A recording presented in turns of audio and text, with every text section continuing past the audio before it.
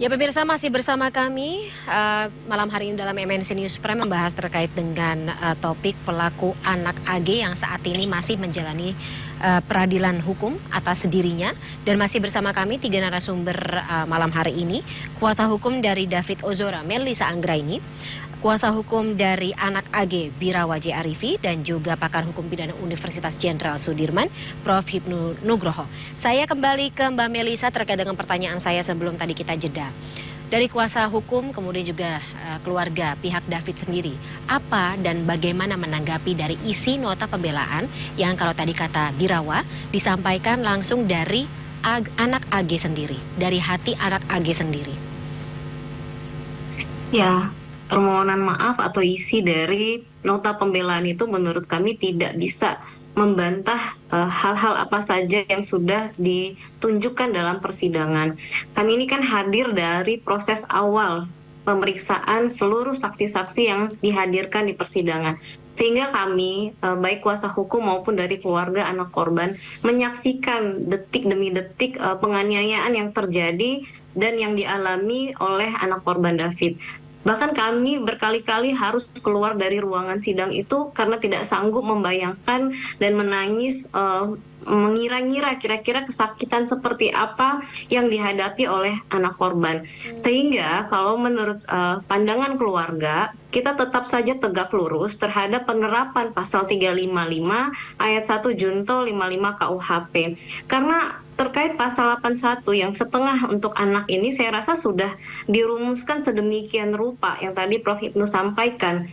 Anggaplah maksimal dari perkara ini 6 tahun untuk anak AG. Usianya masih 21 tahun. Sementara terkait diagnosa yang dialami oleh anak korban, kita bukan bicara dendam ya, tetapi kita bicara efek deteran, jangan sampai terjadi lagi.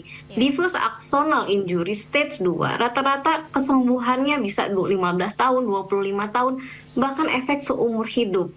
Nah, anak di dalam pidana penjara anak masih bisa merasakan yang namanya pendidikan, selalu punya banyak privilege yang sudah diatur oleh sistem peradilan pidana anak. Sementara untuk korban, jangankan untuk pendidikan, membedakan warna aja sampailah hari ini dia belum bisa. Untuk melangkah saja dengan perintah yang terlalu banyak, semuanya langsung buyar. Nah, dalam artian ini, kenapa kami menuntut maksimal deteran terhadap ancaman pidana yang nanti divonis oleh hakim, karena kami tidak ingin ada lagi orang-orang, kan kita lihat bagaimana mereka menunjukkan kebengisannya di hadapan orang-orang yang tidak berdaya ini pada saat itu anak korban. Kita tidak ingin itu terjadi lagi dan kita tidak ingin ada pihak-pihak lain yang merasakan apa yang dirasakan oleh keluarga David hari ini. Yang tidak normal itu seluruhnya merasakan seperti itu. Oke, jadi harapannya Mbak Melisa untuk vonis hakim sendiri bisa sama dengan tuntutan JPU atau bisa dengan potensi lebih berat gitu. Walaupun maksimalnya lagi-lagi 6 tahun penjara dengan mempertimbangkan apapun yang tadi atau ya tadi untuk menimbulkan efek jera terus kemudian juga dampak deteren bagi korban David Ozora. Ya, kalau untuk bicara harapan dari keluarga tentu kita ingin adanya penerapan pasal dengan hukuman yang paling maksimal yaitu di 6 tahun. Tetapi kami kembalikan lagi kepada hakim yang memutuskan nanti berdasarkan dari seluruh rangkaian pemeriksaan saksi, baik itu fakta, ahli, dan bukti-bukti yang ada. Kita akan menghargai seluruh keputusan, tapi tentu kita akan membuka seluas-luasnya nanti di proses-proses selanjutnya. Oke, baik. Saya kembali ke Prof. Hipnu sebelum nanti saya ke Birawa lagi. Prof. Hipnu, untuk tadi seperti yang telah disampaikan oleh kuasa hukum dari David Ozora gitu. Ketika kita melihat bagaimana kondisi korban. Ya, kalau misalnya kita bisa bicara mengenai komparasi ketika seorang pelaku atau katakanlah anak berkonflik dengan hukum, dihukum maksimalnya 6 tahun penjara, masih ada waktu untuk rehabilitasi sesuai dengan privilege yang dimiliki oleh seorang anak yang berkonflik dengan hukum. Sementara kondisi korban di lain sisi bisa belum tentu bisa kembali dengan seperti kondisi dia semula ketika dia mengalami penganiayaan, butuh waktu berpuluh-puluh tahun lamanya untuk sembuh seperti dalam kondisi atau kasus-kasus medis sebelumnya seperti itu. Apakah ini juga menjadi sebuah pertimbangan bagi majelis hakim? Tentunya dengan tujuan untuk menimbulkan sebuah efek jera agar tidak lagi ada kasus penganiayaan yang seperti ini terjadi lagi ke depan.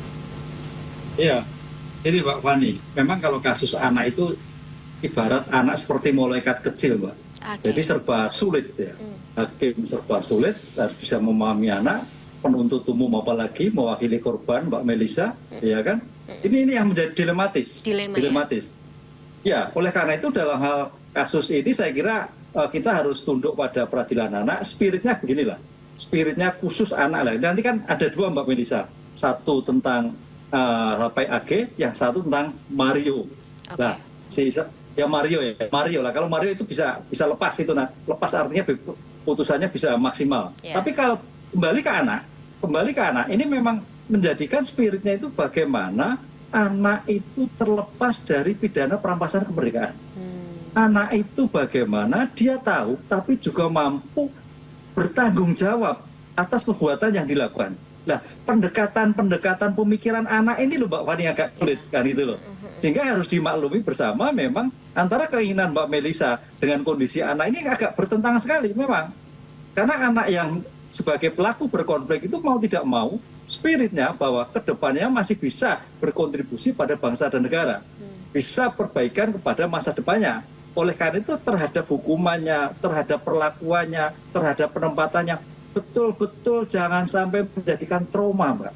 Jangan menjadikan trauma ke depannya. Ini yang agak sulit-sulit di dalam pelaksanaannya. Oleh karena itu kalau bicara waktu ya, tadi saya sepakat lah mungkin kalau memang keadaan si David seperti itu ya maksimal 6 tahun.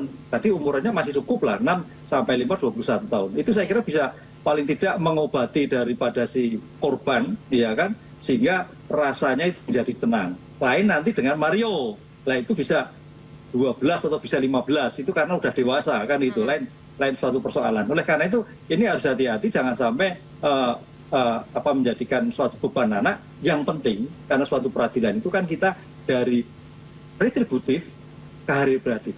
Lah konsep rehabilitatif ini yang harus dikembangkan. Rehabilitatif apa? Kepada si pelaku. Nah, bicara bukan lagi pembalasan. Prof Ibnu, kalau tadi bicara mengenai relasi kuasa, apakah ini juga bisa menjadi alasan pemberat begitu bagi pelaku utama MDS?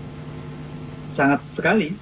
Sangat sekali. MDS sangat sekali. Makanya terhadap peradilan AG ini kita agak banyak rambu-rambunya, Mbak Fani. Rambu-rambu yang mengedepankan anak tanda petik sebagai malaikat bagi saya. Tapi kalau sudah nanti MDS, wah itu sudah lepas. Artinya itu kita bicara bukti, bicara fakta, bicara korban, bicara ancaman yang terjadi sehingga kita bisa memberikan suatu putusan yang maksimal yang menjadikan aspek deteren kepada calon-calon pelaku lain untuk tidak melakukan suatu kejahatan yang serupa. Oke, dan mempertimbangkan yang satu masih berusia anak-anak dan yang satu lagi sudah berusia dewasa. Jadi ada pertanggungjawaban yang tentunya berbeda begitu ya nominalnya ya. Oke, baik. Untuk Birawa sendiri, Birawa. Ketika kita ya lagi-lagi kalau misalnya tadi menimbang bagaimana perspektif hukum yang disampaikan oleh Prof Ibnu begitu, ada sebuah dilema di sini. Klien Anda tidak terlepas dari sebuah atau klien Anda tidak terlepas dari bentuk pertanggungjawabannya karena memang terlibat dalam kasus penganiayaan ini, dan kalau dari tuntutan jaksa sendiri ini tidak melepaskan dari apapun keterlibatan atau apapun bentuk keterlibatan dari klien Anda, anak AG, anak yang berkonflik dengan hukum ini dalam kasus yang mengakibatkan cederanya, bukan cedera, saya mengatakan kondisi ke David Ozora sampai dengan saat ini seperti apa. Harapan Anda, apakah masih ada katakanlah sebuah ekspektasi begitu? Vonis yang akan dijatuhkan oleh hakim ini akan sama seperti JPU, lebih berat, maksimal 6 tahun atau bisa lebih ringan, seperti apa? Ya, tentunya kami juga sependapat dengan apa yang disampaikan oleh Mbak Melisa dan juga Prof Ibnu bahwa pelaku utama memang perlu dihukum seberat-beratnya demi mencapai keadilan karena untuk menciptakan efek jera. Namun sekali lagi harus kami ingatkan bahwa dalam posisi anak AG ini bukan merupakan pelaku utama. Dia juga bukan pihak yang melakukan secara langsung penganiayaan terhadap anak korban. Dan di sini pun juga sudah kami sampaikan fakta-fakta menurut kami yang relevan untuk bisa menjawab tuntutan JPU bahwa unsur-unsur yang tertuang dalam di pasal 355 ayat 1 dan juga junto pasal 355 dan pasal 55 KUHP itu bisa kami sampaikan itu tidak terpenuhi. Untuk harapan kami sendiri, kami juga telah menyampaikan dalam nota pembelaan kami bahwa harapan terbesarnya adalah anak ini dapat dikembalikan kepada orang tua atau wali karena kembali lagi kepada asas yang tertuang demi kepentingan terbaik bagi anak yang sebagaimana tertuang dalam Undang-Undang SPPA. Ini kita harus melihat bahwa anak AG sudah menjalankan begitu panjang proses hukum yang berlangsung. Anak AG ini juga sudah mendapatkan begitu banyak opini publik yang sudah selama ini beredar, yang pada faktanya itu sangat-sangat tidak benar, yang sudah kami sampaikan dalam pemeriksaan persidangan yang berlangsung.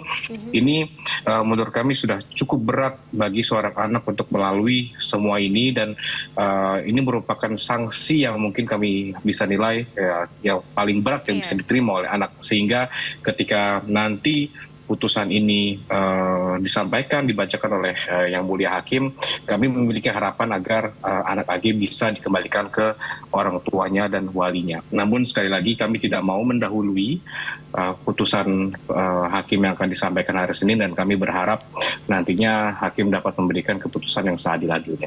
Seadil-adilnya, ya, keadilan yang tentunya bersifat lebih objektif dan bermanfaat begitu tentunya bagi kemaslahatan dan juga masyarakat, terutama yang mengikuti kemudian juga mengawal bagaimana proses hukum atas kasus penganiayaan ini berlangsung sampai dengan saat ini.